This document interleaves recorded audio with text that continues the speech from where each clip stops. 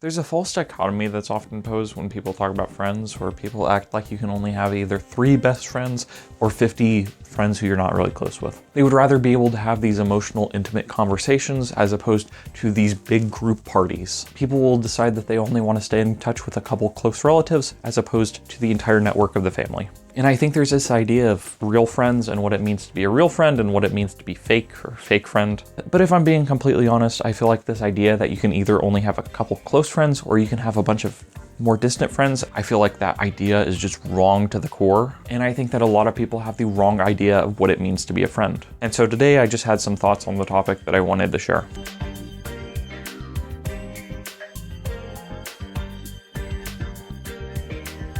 Some people have this idea that their friend, in order to be friends with someone, they need to have all the same shared interests. Some people think that if you're friends, then you need to see each other multiple times a week, you need to be constantly hanging out. Some people think that in order to be a true friend, you have to be able to have deep emotional conversations, and if you are not ready for that, then you just can't be friends with them. I've met people who think that you have to like the exact same franchise or the exact same hobbies or whatever as them. But quite frankly, I don't think any of that's true. I think different people like different things, and I think that's okay. I think that's just the way the world works. There are friends that I have who like Resident Evil, and so I can talk about Resident Evil with them. And then there are some friends who don't like Resident Evil, but they like music, and so I can talk about music with them. And then there are some friends who don't like music, but I can, talk about Wolverine with them or something. And so right from the start, I think that the entire idea that a friend has to have all the same interests with you is kind of messed up. I just don't think it's realistic, and I see it as being somewhat childish, if I'm being completely honest, because not everyone is going to have the same interests as you. In fact, there's probably not a single person on earth who has the exact same interests as you and the exact same opinions, and so on and so forth. And so I think that's part of the reason why it's a good idea to try to have a lot of friends. Because as I'm sort of saying, I have a friend who doesn't like music, but I have another friend who does like music. Or I have a friend who doesn't like Devil May Cry and doesn't play video games, but that's okay because I have a couple other friends who play Devil May Cry. And so if I want to talk about Devil May Cry, then I can talk about it with them. And so I think right there is a good reason to be friendly with people. Not everyone is into everything, and that's okay. I have friends who like Star Wars. I don't really give a crap. I have friends who like Transformers. I don't really give a crap. I have a friend who likes Sonic the Hedgehog. I don't really give a crap. And that's okay, because as I'm saying, there are a lot of things that I love that other people don't give a crap about. Most of my friends don't care about The Cure. Most of my friends don't care about 9 Inch Nails or health. Most of my friends don't care about Megadeth. Most of my friends don't like Electric Wizard. Most of my friends don't like horror. I have several friends who know about Silent Hill 2, but I don't think I know anyone who has actually played it. And you know what? That's okay. That's okay. I think it's okay to try to make friends just because a lot of people have different interests, and if you get lucky, they'll become interested in your interests, or you'll become interested in their interests. And so I think that's the first reason why it's okay to have these sorts of weak ties.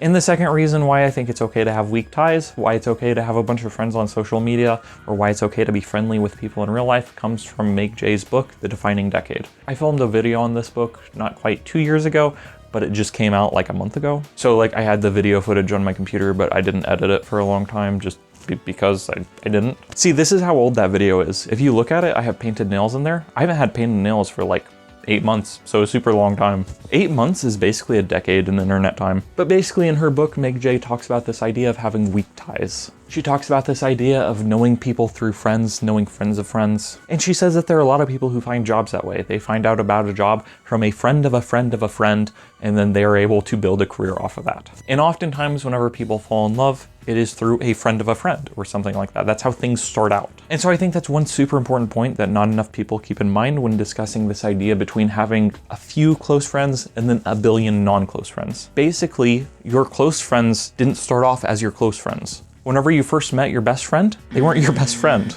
But rather you meet someone and you talk to them, and then your relationship sort of evolves until you eventually consider them a close friend. And it does happen sometimes when you meet someone and from the very first time you just gel with them and you just get along, but most of the time that doesn't really happen. One of my best friends right now is a guy named Josh. I've talked about him a couple times before. Here's us at the Purity Ring concert that we went to 2 years ago. As you can see, this is a great picture of us. This is one of my favorite pictures of myself and him. And also I was blonde in this picture, so that's cool. Most people don't realize I dye my hair, and they're always like, wow, no, I can't imagine you with a hair color other than black. But yeah, I'm naturally a blonde. And blondes do have more fun, so maybe I should go back. But anyway, this is my friend Josh. The way we met each other was through my cousin, who I've known all my life. because he's my cousin and we're related and we lived close to each other for many years. And so Josh was friends with my cousin, and I met him for the first time probably 2017. And then we ran into each other a couple times. We went to a couple concerts with my cousin where both of us were there.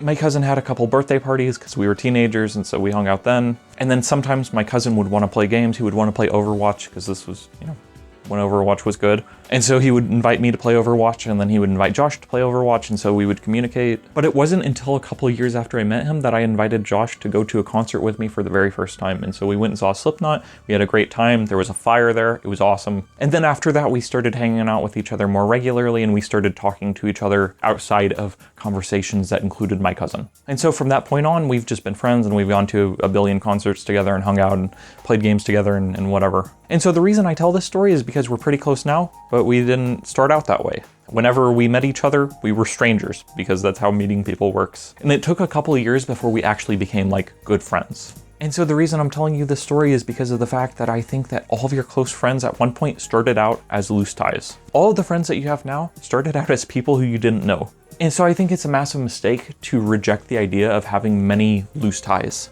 In essence, you don't know what someone will become to you. You don't know if someone you meet is going to be your best friend, your worst enemy. You don't know if they're going to be your business partner, your relationship partner. You don't know if you're going to introduce them to a sibling or another friend, and then your friend will become friends with that friend. Because there was this picture that I saw many years ago where it said that usually people think about friends as being like this, where everything's close together, but in reality, it's much more sporadic and spread apart. You might be hanging out with someone, but it's not because you're their friend, but because they're a friend of a friend. And so there are people who I've met through my brother, and so whenever we first talked, it would have been weird for me to just like talk to them without my brother there. But then over time, you just develop a friendship naturally with them. And so really, I'm just saying that there's a lot of potential to be found. But here's the thing that I think a lot of people will instinctually disagree with.